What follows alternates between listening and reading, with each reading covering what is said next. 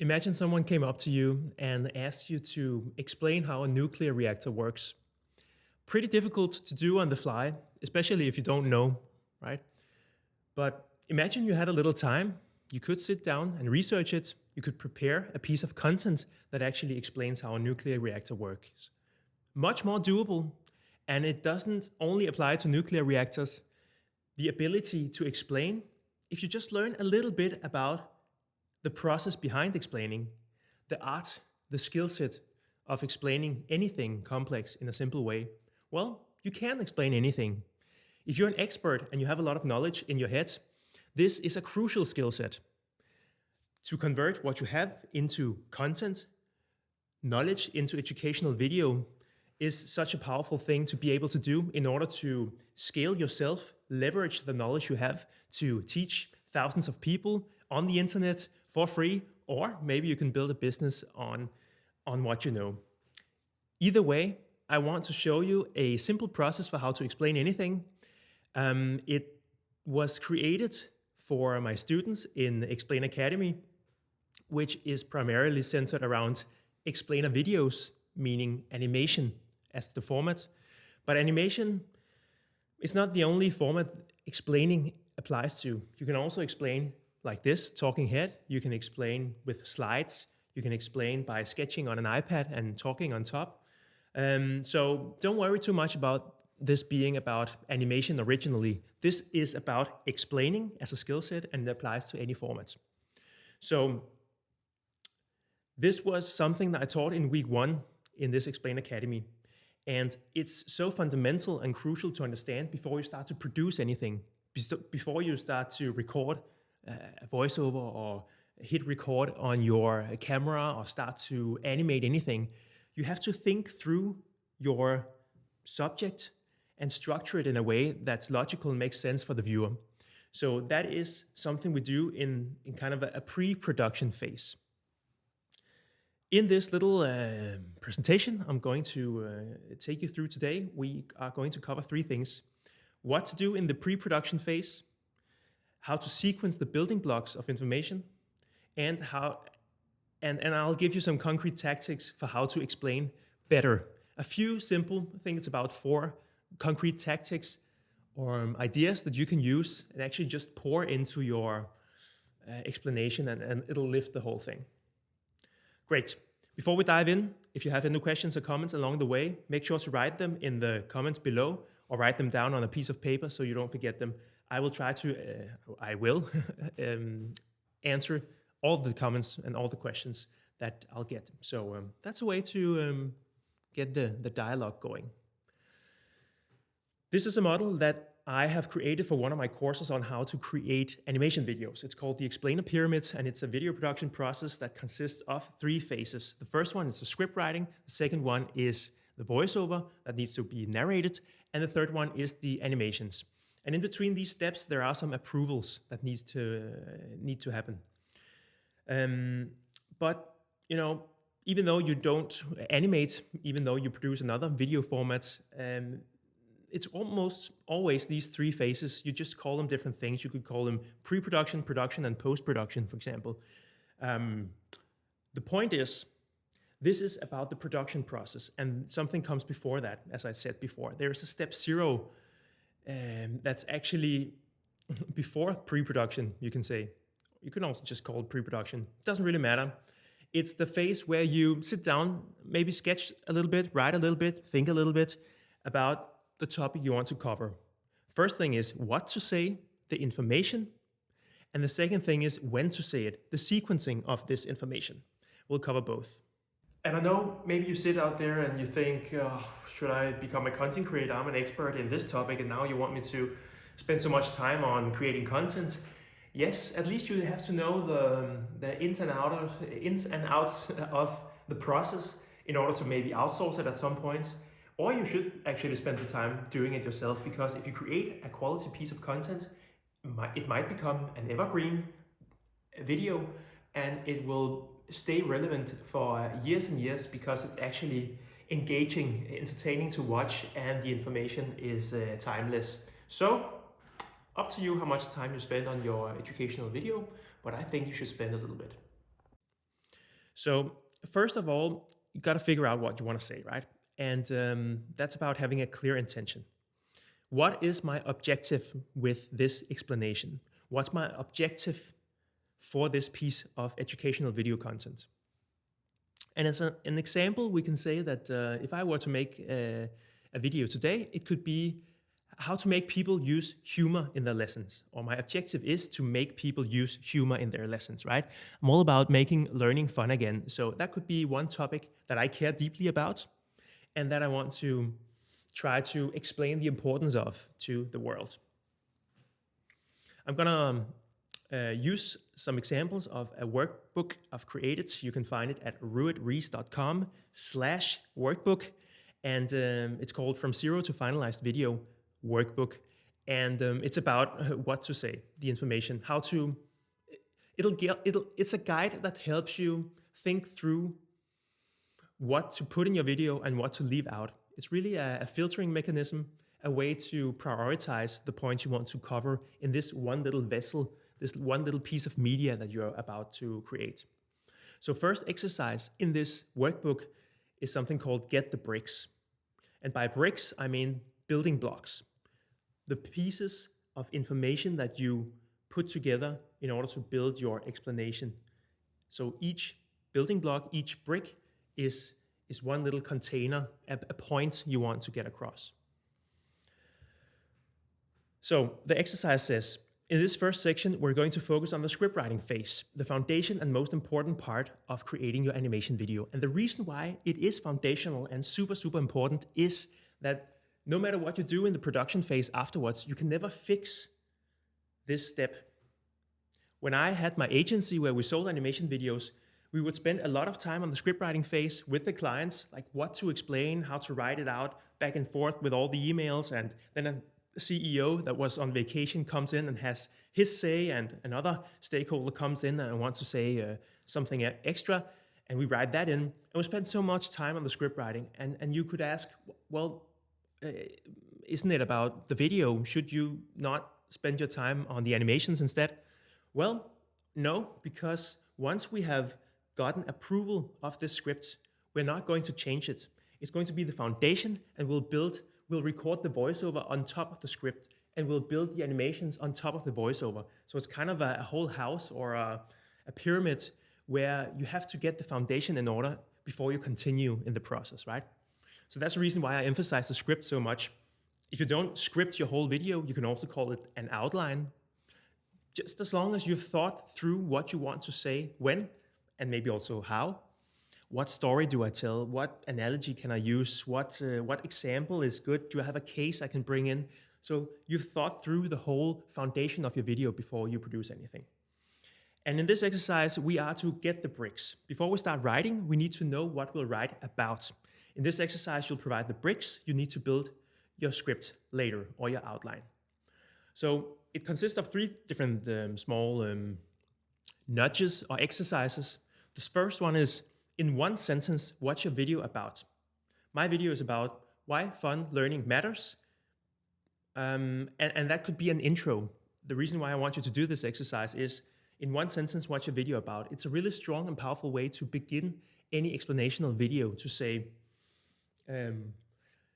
nuclear reactors are a foundational part of our energy infrastructure. And in this video, you'll learn how they work. Something like that. That's what the video is about, and a pretty cool opener, so you know, okay, this is what the video is about. It's not a hook, really. You could call it that, but maybe if you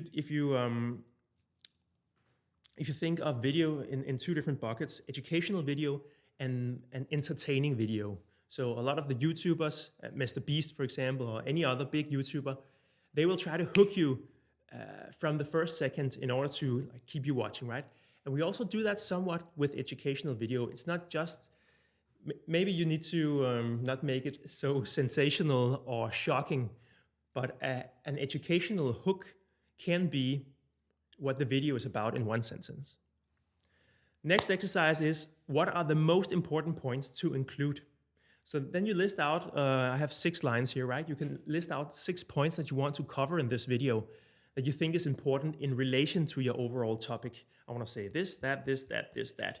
And that's pretty much That covers the topic. The last part is, what do you want the viewer to do after watching? Also called a call to action. Sign up to my newsletter, download the PDF that elaborates on my points. Give me a call if you want me to help you. Click the next button to watch the next lesson. Take the quiz to test your knowledge. You want them to do something after watching the video. Sometimes I get the question like, what if I don't have a call to action? And then I say, well, then why did you make the video? Why did you make an educational piece of content that at its core is supposed to change a behavior or a way people think, to change something in the viewer, to change something in the person who watches, right? You have a strategic goal. You want to move them from one point to another. Otherwise, it's just general info. So in 9 out of 10 examples or videos, I would say that you do have something you want the person to do after watching, right? You want to move them,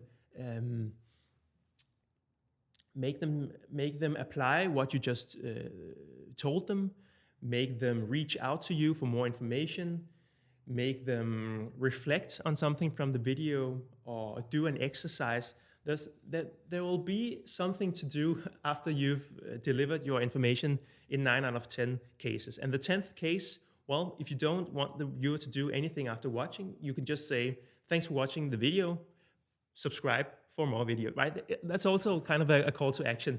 I'd say maybe 10 out of 10 times you should have some kind of call to action. You want the person to take action after watching a video. Okay, so here are some examples with the video that I could make today. My video is about why fun learning matters, and I could use that to write out my first sentence in the video. Then I could cover some different points.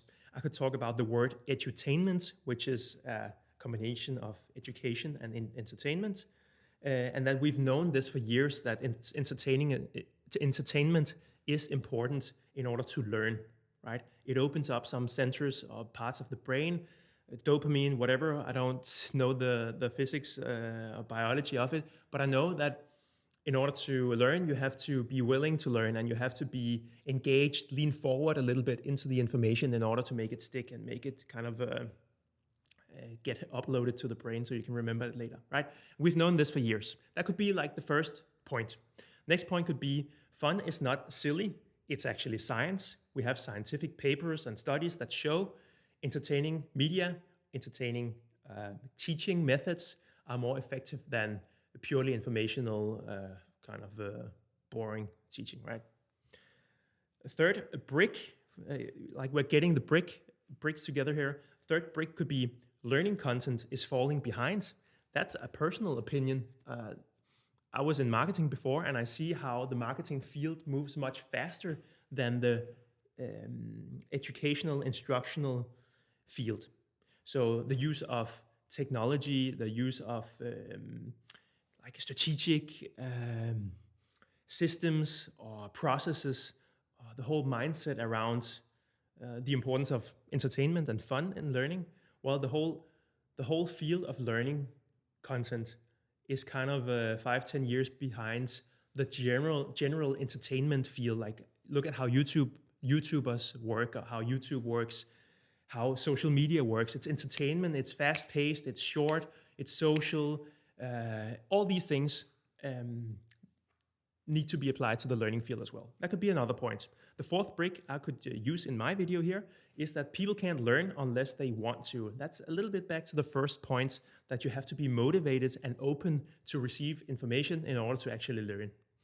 And the fifth is how to have a YouTube mindset, okay? A concept that I'm coining here, the YouTube mindset. That's a little bit back to something I also just briefly mentioned. Looking at YouTubers and how educational YouTube channels deliver their content, that is something to be interested in and have respect for and be inspired by as a e-learning designer, instructional designer, or any kind of educator, online educator.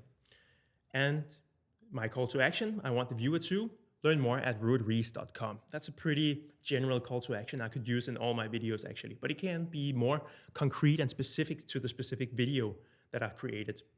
So it could be, if you're interested in this whole field of why fun learning matters, watch this playlist next where I dive deeper into each point in this video, right? So this could be like a general intro to a deeper body of content. Then I just wanted to include a small little quote by Ali Abdaal, who's actually an educational YouTuber. Knowledge beats research. And what I want you to take away from this very simple quote is that if you're not an expert in nuclear reactors, maybe that's not the first video you should make. You could research your way to understanding how nuclear reactors work, but if you're a dog trainer, maybe you should start with that knowledge and create content around your existing knowledge. Then when you've exhausted that whole body of knowledge that you have in your head and your body, all your experience, your years of training dogs every day, then you could start researching methods for training animals in general, or new tools and tech that helps you do that, right? But start with knowledge. Knowledge beats research. It's much more interesting. You can feel like I'm very passionate about this topic. Hopefully you can feel that. If I was talking about flower decoration, I wouldn't be very passionate about that. Sure, I could research the topic and learn a lot about it, but it's not just about the information. Information is out there. You can Google your way to anything. You can watch YouTube on anything. It's so important that the communicator, the teacher, the conveyor, is that a word? The sender of information means so much to the information itself. The medium is the message, right? The container of information means so much for how the information is received. So start with your knowledge, the thing that you're passionate about, and then wait with what you have to research a lot in order to create content around. Exercise 2, sort the bricks. Also called kill your darlings. Because we can't include all points in one video. It would become a 10-hour video. If you know a lot about a topic and you want to cover everything related to it, it's going to be a 100-hour video, right?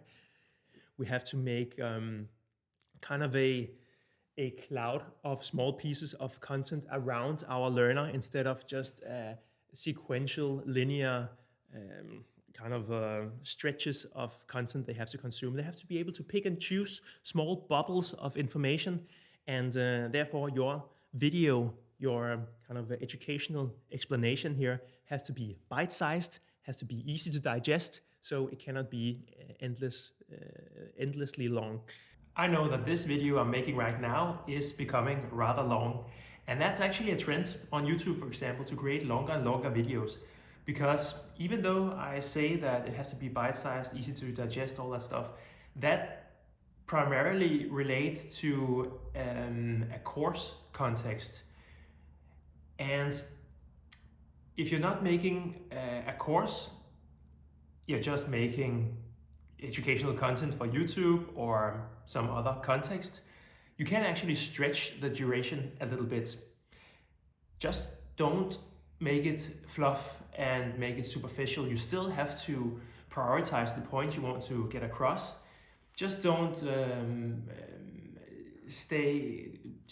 don't stick with this old idea of shorter is better. It's actually interesting to see an authentic, long, deep video with someone you enjoy listening to. Maybe you're doing that right now. I hope so.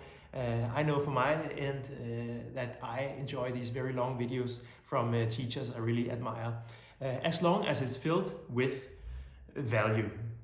So we have to kill our darlings, and what darlings to kill in this example.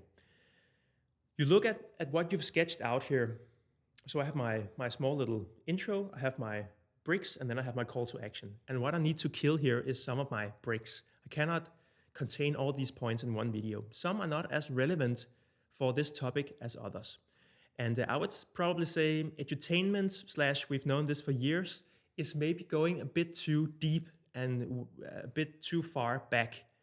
Maybe we'll start a bit too slow, it'll become a little self-explanatory to the viewer. If the viewer is already knowledgeable about this area, they know about edutainment, and we don't have to talk about the whole story behind this. So I could just scrap that point and jump straight into fun is not silly, it's science, right? Another thing I could kill here is to have a YouTube mindset. That's maybe a bit too disconnected to the core topic. That's maybe a topic for another video, something I can save for a video of its own. So I'll leave that out and just have these 3 points. Fun is not silly, it's science. Learning content is falling behind, and people can't learn unless they want to. That's a condensed educational video right there. It's short, it's simple, they connect, it's easy to wrap your head around, and there are no outliers or kind of a long introduction to the topic. So this could be a way to kind of expand, get your bricks, and then compress the bricks into just a few that where you raise the quality of the information and the connection between the different parts in your video. This is a lovely little a picture or example, what do you call it? Metaphor for what to put in your video, the iceberg. There's a little bit of the iceberg above the water that you can see, and that's what you put in your video. And then there's a big part of the iceberg, a big part of your knowledge that you know, but you don't put in your video.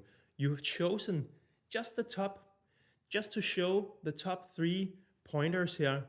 Those are the top of the iceberg, and we have so much more we could say about this topic, but we're not going to do it. We're going to prioritize and make a better piece of media based on that. I was in an internship in 2012, many years ago, as a journalist. Actually, never became a journalist, but I studied communications, so I thought it was relevant.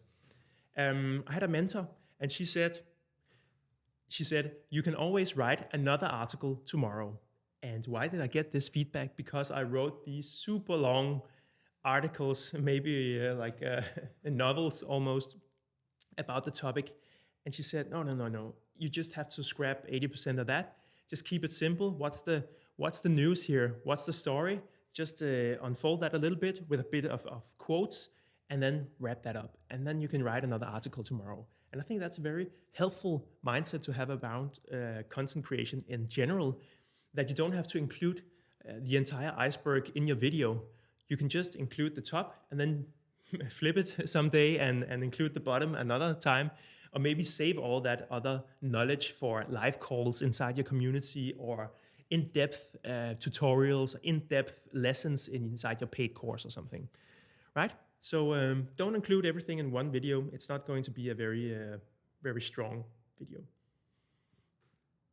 That was what to say, the information to put in your video. And I hope you got a few ideas on how to brainstorm and then kind of condense it again, right? Expanding and shrink it again, so you end out with the strongest foundation for your explanation. Mediated explanation. Now we move on to when to say things, how to sequence the building blocks of information. So now we've decided on what we want to say, but how to structure the video, what to start with, what to end with, what to say in the middle. And here we have an exercise number 3 from the same workbook, the same PDF, deciding on a structure. I've created a few templates, visual templates, and these are made for explainer videos. Remember that. These are made for a medium that only lasts about 60 or 90 seconds. So take these with a grain of salt. Maybe you can use them for inspiration. If you're more of a talkative guy or woman who wants to just have a general outline and then just talk to the camera, then maybe these don't apply as well. But let's take a look. There's the fish, the better world, and the USP Uzi. And maybe I should just explain each one a little bit. The fish has an intro, a story, and a call to action. So an introduction could just be 1 or 2 lines about, if I was explaining a new app that tells you how the sun moves across the sky, and you use that to figure out how to position your garden, how to set up your garden in order to get the most sunlight during the day, right? So I could say, This video is about how to arrange your garden to get the most sunlight. And then a story. This is Alice. She has a house and she's so tired of having moldy and wet chairs that she has to sit in. One day she discovered this new app and now she has warm furniture that gets dried by the sun and she can enjoy a breakfast with her family in the sun. And then the call to action. Sign up for the Sun app today if you also want to live a better life in the sun. Maybe a bad example, but the fish is about having a little bit of a strong intro that just sets the tone or gives you an overall kind of helicopter view of the concept, then a story that exemplifies what this concept is about, and a call to action. The better world is a classic structure where you have you paint a picture of an unpleasant or suboptimal reality where something is painfully missing or could be done in a better way. And then you flip it, you introduce the solution and talk about this better world, propose a brighter future where the use of your fantastic product or extraordinary service changes everything for the better, right? The last one is the USP USI, and USP stands for unique selling points. And this is just about listing out a lot of selling points. Our product is better because of A, B, C, D, E, F, G. Okay, then we have a lot of USPs there, and we just fire away like a UC, just dang, dang, dang, dang, dang, dang, shoot all these points out. So those are three different structures. And the power of a template for structuring, or sequencing your building blocks of your explanation is that it cleans up, it cures the curse of knowledge, right? You have the curse of knowledge. You know so much about this topic. Maybe you figured out how to prioritize a few points you want to say about this, but when to say what, how to structure this logically. These templates can help you to think through this in a very almost childish way, but sometimes this extreme simplicity helps you see a red thread through your information that you didn't see before. So the fish consists of these three different points, the intro, the story, and the call to action. The better world just has like a dynamic that goes from bad to good, from 1 to 2. I mean, it only has two sides of the explanations. There are only two parts to it. And the USP USI may have multiple parts, 1, 2, 3, 4, 5 different things you want to say. So when you look at script templates in this way, that they consist of a sequence of like a logical order of information. If you understand this, you don't need these visuals. You don't need the fish, the better world, the USP USI, because all it is always is the information chain. And this is something that I've made up. Maybe there is an alternative version of it. But the point is just, whenever you have information, you want to sequence it in a logical order, in kind of a chain where each link connects to the next in a logical order that the viewer can easily follow. That's the whole point. So you move from 1 to 2 to 3 to 4 to 5. You can also dive deep into each point. So you move to from 1, that could be the introduction. 2 is your first point. Then you dive a little bit down into that point to 2A, 2B, 2C, 2D. You go very deep with point 2, but you always have to return back up to the surface, back up to the overall layer, the helicopter perspective, so you never lose the viewer. You never lose the learner. So you can go deep into the details of one of your points, but always pull them back, take them by the hand and pull them up again before you continue to point 3, 4, and 5. Otherwise, you'll lose people if you dive deep down into 2A, 2B, 2C, and then you jump to, for example, from 2C to 3C, right? You cannot make that move from one main topic or brick to the depth of the next. You have to resurface in order to dive down again. That's the overall logic of the information chain. And I have an example here. I had a student called, his name was TJ, and he was in the process of learning to write script for explainer videos. And he writes about how his animation workshop can help business owners sell their products and services.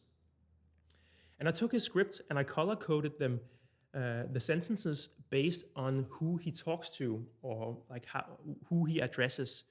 The green is general talk. He starts with, "It can be hard to think of the content that you need to put out to reach the people that will buy from you." And then the blue is you talk about the business owner. As a business owner, you have to know who to target. The red stuff is about himself, his animation workshop. We can create the content that will bring in more revenue. And then he shuffles a little bit back and forth between general talk, talking about the receiver of this message, the business owner, and talking about himself as the provider of a solution. And what I did was that I cleaned it up a little bit. I filtered the sentences and rearranged them based on who they talk to. So in my opinion, this is a better structured way of explaining that follows the information chain, where you have, we can say, the number one. This is where we talk about general stuff. Number two is where we address the viewer. And number three is where we talk about our own services. And then we can dive one step into each one as we go along. But this would make up for a more clear and simple explanation than going back and forth all the time. So this is maybe an example of how you can also clean up your own scripts if you have a tendency to go a little bit back and forth, then you need more structure. And in this example, it ended out with, "We all know how hard it is to put out content that reaches people who will buy from us." And then one layer down into that topic or that point, because people don't buy from people they do not trust, do not know, or can't depend on to solve their problems. Then we move on to 2. As a business owner, you have to know who to target, where to find them, what to say, on top of doing operations of the company. Well, the simple truth is that when you want to attract more customers, you take them through your sales process. And then number 3, here at TJ's Animation Workshop, we can create exactly that. With 6+ years of experience, we create videos that talk directly to your ideal customer and builds trust. And then a call to action, fill out the get started formula to get started, right? I hope this serves as an example of how you can sequence the building blocks of an explanation in a more logical way. And you know who else is really good at arranging data, structuring information? AI. A tool like ChatGPT is amazing at giving feedback on your script, or you can prompt it to write an outline for you. I mean, going back and forth using a tool like ChatGPT to give you feedback on your outline or script is such a powerful thing. I even have some concrete prompts that are based on the fish, the Better World, and the USP Uzi that you can have for free and play around with how AI can actually structure your video in a very logical and easy to understand way. Great. The last point of this little presentation is, it's not really a point, it's more inspiration on how you can do this in practice. 4 different ways you can explain things better. The first concept is called forest before the trees. Forest before trees. Explain the context before the details. Can you see what's on this picture? Looks like hairs or something, right?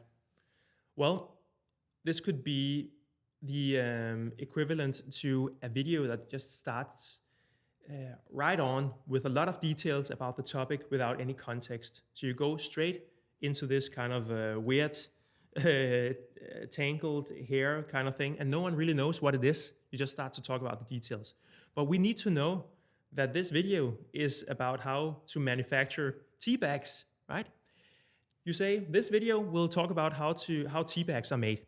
And then you can go into the fibers and the structure, and we'll totally understand that.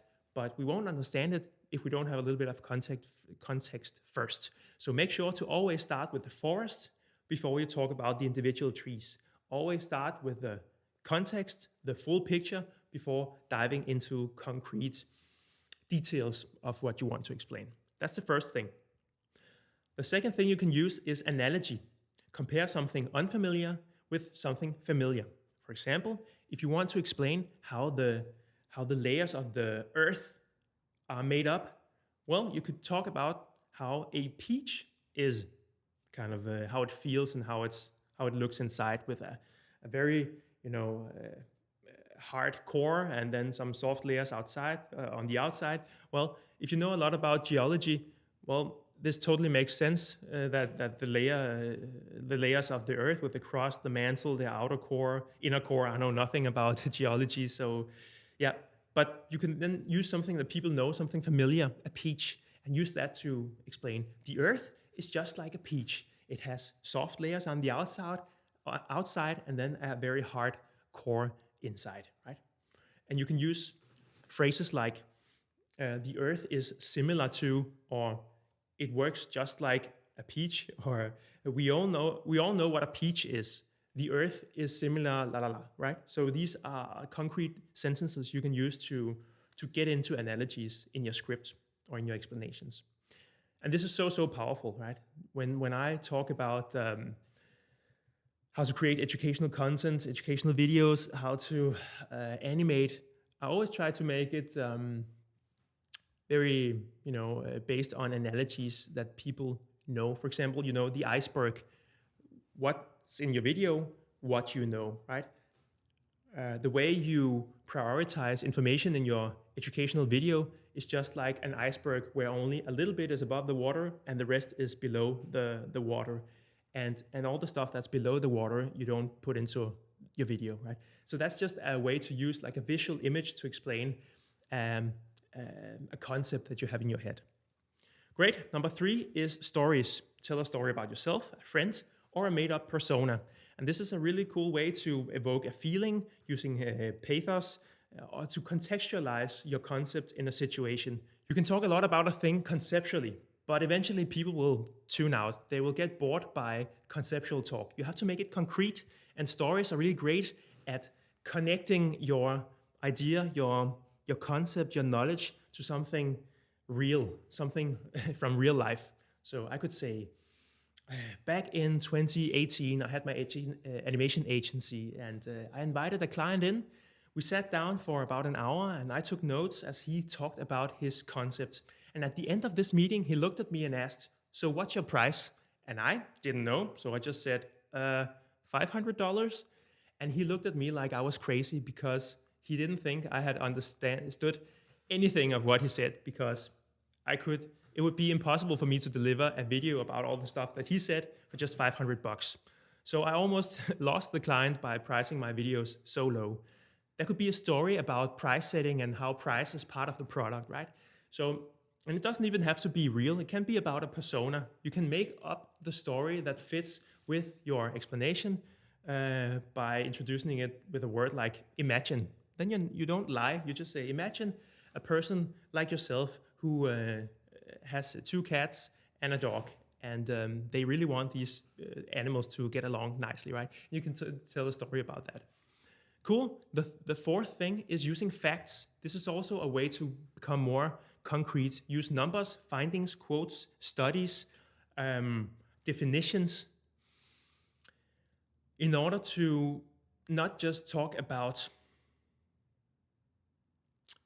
the overall lines, the overall ideas, but actually connecting it to something like 10% of the information we hear out loud, we remember, but 65% of the information we see, as visuals, we remember. So it's very important to use visuals, right? This is just one statistic or one study that you can use to make the idea of using visuals more appealing. It has some trustworthiness to it. It also makes the concepts much more concrete. And I think you should go through your outline or your script when it's done and think, could I find something that backs this sentence up? If I claim something, could I find a study or some example? Well, not an example, but a fact, a number, a finding, a quote that supports what I'm saying. So it's not just me saying it, but someone else too. And it's just not just me riffing on about something. It's actually grounded in reality, and there is some concreteness behind it. Great. If you are an expert, if you have a lot of knowledge in your head that you struggle to get out into the world, to serve us all and move the world forward. If you're an expert and you want to learn how to create educational video, reach out to me. I'd love to work with you. I'm super passionate about helping experts convert knowledge into video. I've seen it happen, and it's almost magical, and it's such a relief, and there's so much excitement around this process of actually sharing what you have inside your head with the world as media that matters. So reach out if you are interested in working together, and thanks for watching. Take care.